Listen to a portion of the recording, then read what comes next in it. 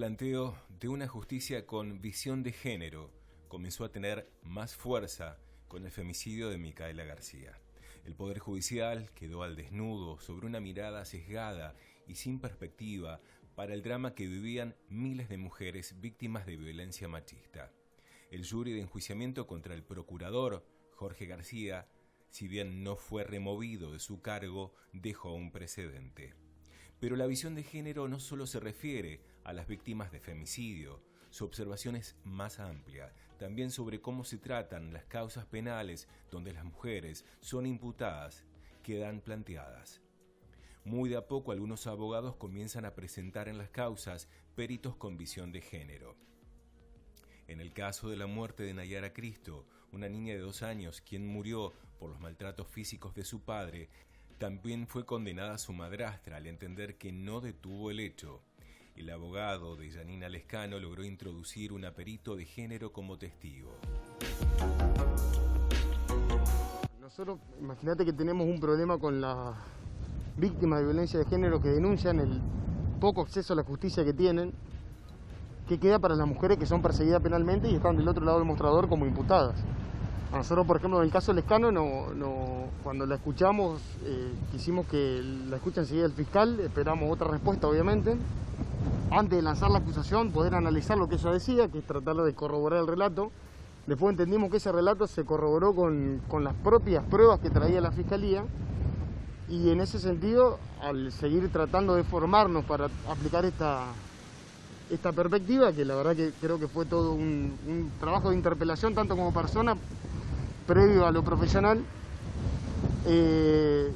vemos que había muchas mujeres especialistas en estas cuestiones donde hacían referencia a las mujeres perseguidas penalmente y justamente la falta de un enfoque de género a la hora de investigar este tipo de casos. Ahí donde viene Raquel Asensio justamente como testigo experta, que ella es coordinadora de la Comisión de Género de la Defensoría General de la Nación, un poco a hablar de estas cuestiones que trabajan con 1000 víctimas de género por año, tienen muchos estudios realizados y bueno, un poco aprender de esta problemática actual que existe, y entiendo que ha quedado reflejado y se ve todos los días en todos los lugares del país. Bueno, la poca o escasa perspectiva de género de parte del Estado, no solo del Ministerio Público Fiscal, sino también de los tribunales a la hora de analizar los hechos, ¿no? No solo el Poder Judicial requiere formación con perspectiva de género, proceso en el que comenzaron a dar algunos pasos a través de la implementación de la Ley Micaela. También los abogados, a la hora de ejercer la defensa, requieren de una formación previa. Nosotros obviamente podemos ofrecer prueba de descargo y justamente lo ofrecimos como testigo experta en esa calidad. Y eso constituye también, ¿qué pasa en estos casos? Es la víctima la que tiene que probar que ella estaba en ese contexto de violencia. Entonces se revierte la carga de la prueba cuando en verdad el deber de investigarlo tiene el Estado. Entonces hay que hacer esfuerzos terribles. Nosotros tuvimos que llegar a Buenos Aires, hablar con Raquel, comentarle. Obviamente ellas tienen más aceitado esta cuestión y más que nada en los casos de mujeres homicidas, porque todos los casos de mujeres homicidas son iguales. La verdad que uno ve todos los casos que hay en nuestro país y son los mismos elementos. Siempre hay contexto de violencia de género.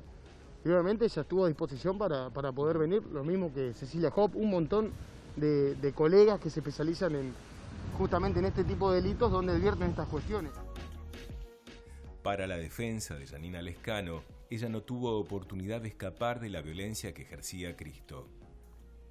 En el juicio el tribunal analiza con prueba de cargo, con prueba que trae el Estado, que Yanina se quería ir de la casa y no podía, Cristo no la dejaba, que le pedía que le deje de pegar a la nena y trataba de consolarla, o que pedía auxilio diciéndola que la lleven con sus abuelos, que la nena estaba mal, que todos los vecinos escuchaban los gritos, que llamaban a la policía. Si eso no es un contexto de violencia de género, si ella hubiera sido libre de irse y se podría haber ido, nunca estaría en esta cuestión donde tuvo que ver cómo el padre mataba a la hija. Y aparte ese hecho, que presenciar como un tipo, como una persona tortura a su hija, ya eso es amenazante. Entonces pensar que ese tipo no es violento para con el resto de la familia y que ella no tenía que pensar que era violento, es absurdo, es ridículo, digamos. Si bien se dan los primeros pasos, como todo cambio cultural, requiere de tiempos para notar sus resultados.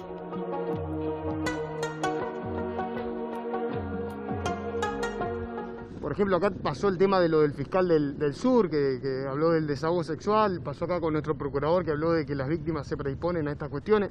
Digo, eso en verdad nos alerta de la condición que tienen nuestros propios funcionarios. Nadie está diciendo que tienen la intención de que pase tal cosa. Estamos condicionados como sociedad y justamente es a ellos a quien tenemos que interpelar, porque qué política criminal podemos esperar y qué enfoque podemos esperar que se aplique si justamente de donde se deberían llevar adelante esta directiva se refleja ese condicionamiento. Entonces, bueno, creo que la reforma es grande y los que tienen que tirar la primera piedra es el Estado. En una cultura donde se prioriza al hombre y se lo ubica en un lugar de poder, para aquellas mujeres que cometieron delitos, las respuestas son con mayor violencia.